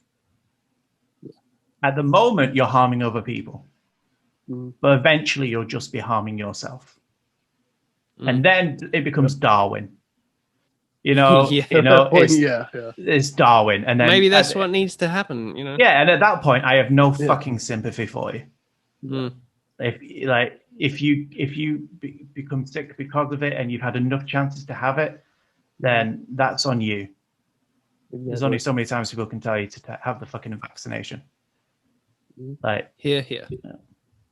Now, if someone could give me a vaccination to get rid of this illness, and stab it into my fucking eyeballs, please. So I can not feel like I'm at like 100 degrees, which is a lot in proper temperature. In proper temperature, sure. Degrees Celsius. I mean, 100 degrees is hot in normal temperature as well, but it's boiling. But yeah, it's boiling. I do feel like I'm on fire. Yeah, but we should probably let you get some sleep and maybe. Please, I am going to pass out. Die. Let's save Adam from death. But it's been a good chat. It's been a lovely chat. I really enjoyed this, considering it's the first time I've used my voice in about 4 days. Oh yeah! Congratulations on not being able to use it for the next 2 days, probably, because we've done this. No, but it's been good. That's fine. Even if you're out, me and Terry can definitely do the news that comes out on a Friday. Absolutely. Oh yes. We get to sit down and talk about all things news on the Shifty Crab news break. Obviously, this goes up on a Wednesday because Wednesday is my dude. What else we got? We got news on Friday. We got Sunday Fun Day Challenge on a Sunday for once. And if you want to see Adam continue to kick our ass in debates, we have campaign mode on Mondays. And then after that, it's right back here on Wednesday for another Shifty Crab podcast. I have been your host, Vince. Somewhere on the screen has been the Pun Master General, Terry Jeffs. Thanks, guys. Good fun as always. Good fun as always. And the man who's hopefully not dead by the next time the podcast rolls around. I hope not. Otherwise, this podcast ain't happening. Yeah, that's true. Thank you for hosting today, Vince. And well done, Vince. Great show. And I wish you know what I always say? My signature catchphrase: "Always a pleasure, never a chore." As always. As always. And also, as always, stay shifty, everybody. See you later.